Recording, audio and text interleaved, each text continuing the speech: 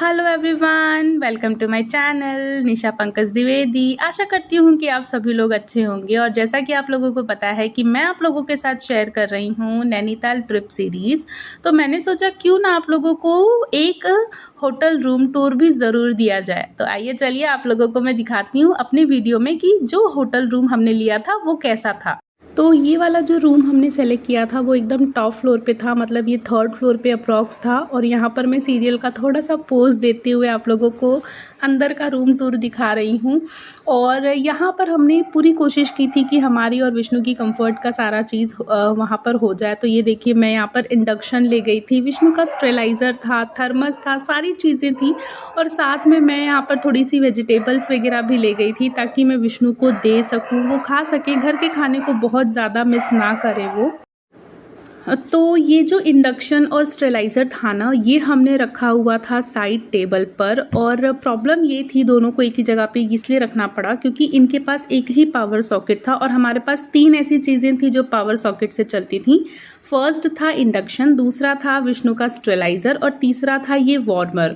तो इसलिए हमने तीनों को अप्रॉक्स आस ही पास रखा हुआ था। और यहाँ पर देखिए, मैं टोप, कढ़ाई, सारी चीज़ें लेकर गई थी ताकि कोई भी चीज़ अगर अवेलेबल नहीं होती है तो मैं बहुत ही ईजिली विष्णु के लिए कोई भी खाना वगैरह बना सकती हूँ। और यहाँ पर विष्णु सो रहे थे और ये जो बेड का साइज़ था वो भी काफ़ी अच्छा किंग साइज़ बेड था, जिसमें बहुत ही आराम से हम तीनों एडजस्ट हो जा रहे थे। और यहाँ पर बेड के जस्ट बगल में दी हुई थी साइड टेबल जिसमें फ़ोन था। और ये टेबल काफ़ी ज़्यादा यूज़फुल थी, चार्जिंग वगैरह में अगर मोबाइल लगाते थे तो ये बहुत ज़्यादा यूज़फुल हो रही थी। उसके बाद रूम में दिया था अलमीरा और ये मिरर।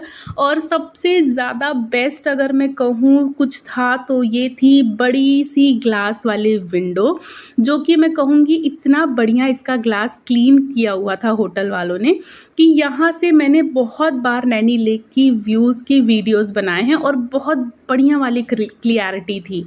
और आप ये देख सकते हैं, थोड़ा सा रोशनी की वजह से प्रॉपर यहाँ पर व्यू नहीं आ रहा है इस समय, लेकिन विंडोज़ बहुत मस्त वाली थी, एकदम गजब की विंडो थी।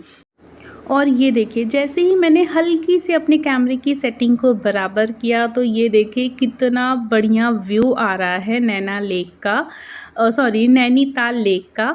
तो जो कि एकदम मज़ेदार ही लगता था। और मैंने यहाँ से, आप ना मेरे रील्स जाकर देखिएगा, वो विंडो की सॉरी वो जो रील्स की शूटिंग है ना, मैंने इन्हीं विंडो से की हुई है।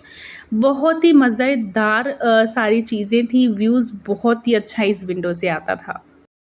और ये देखिए, मैंने यहाँ पर अपने गुरु भगवान का भी सेटअप लगा दिया था क्योंकि मैं जो है गुरु जी को मानती हूँ। तो मैं ये सोचती हूँ कि अगर हम कहीं पर भी जाते हैं तो इन्हें अपने साथ रखना बहुत ज़रूरी है ताकि मैं इनको भोग लगा सकूँ, इन्हें सारी चीज़ें अर्पित कर सकूँ जो भी मैं खा रही हूँ।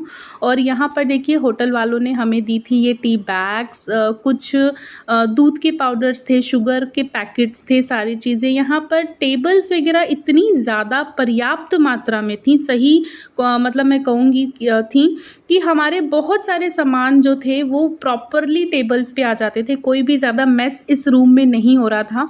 और रूम में आपने देखा ना कि साथ ही में हमें थर्मस और केटल भी मिली हुई थी, जो कि मैं थोड़ा सा कम ही यूज़ करती थी। मैं खुद के ही अपने बर्तनों को ज़्यादा प्रेफर करती थी यूज़ करना, ताकि मैं विष्णु को वहीं पर मतलब हाइजीनिक तरीके से मैं उसे फूडिंग वगैरह ऑफ़र। और ये देखिए, ये था होटल रूम का वॉशरूम, जो कि सीरियसली मैं कहूँ ना, एक अच्छा खासा स्पेशियस वॉशरूम था। बिल्कुल भी प्रॉब्लम नहीं हो रही थी यहाँ पे कि हाथ पैर या सारी चीज़ें धोने के लिए। और यहाँ पर आपने देखा ना कि प्रॉपर टॉवल वगैरह सारी चीज़ें उन्होंने ऑफ़र की थी।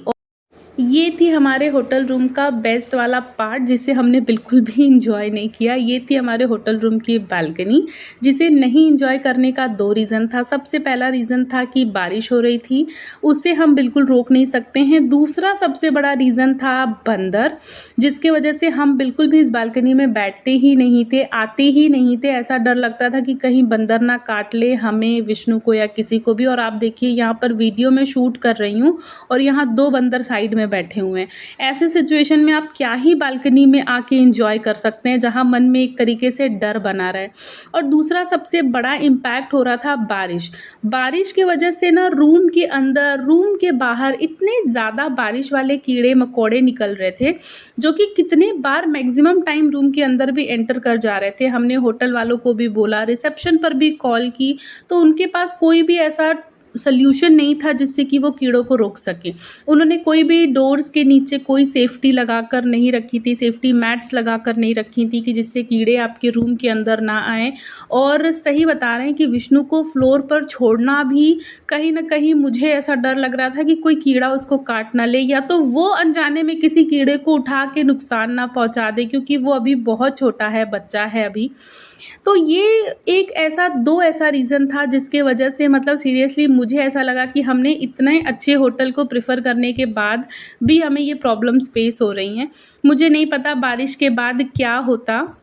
लेकिन अगर मैं इन 2 पॉइंट्स को साइड में रख के बात करूँ तो होटल बहुत ही ज़्यादा स्पेशियस था। खेलने के लिए बच्चों के पॉइंट ऑफ व्यू से बहुत अच्छे यहाँ पे प्ले एरियाज़ बने हुए थे। जैसे कि हमारे होटल रूम के जस्ट बगल में ही ये चिल्ड्रन प्ले एरिया था जिसमें विष्णु ने काफ़ी टाइम खेला है जब बारिश नहीं हुई है। अगर मैं बात करूँ सर्विस की, तो सर्विस इनके होटल की काफ़ी अच्छी थी और जो खाना हम ऑर्डर करते थे सीरियसली बताऊँ वो बहुत ही ज़्यादा टेस्टी रहता था। और हाँ, हर बार उसमें हाइजीन अच्छी तरीके से उन्होंने मेंटेन किए, उसके लिए तो मैं इन्हें प्लस पॉइंट दूंगी। तो चलिए आज के व्लॉग में यहीं तक, अगले व्लॉग में मिलते हैं। आप लोग अपना ध्यान रखिएगा, तब तक के लिए बाय बाय।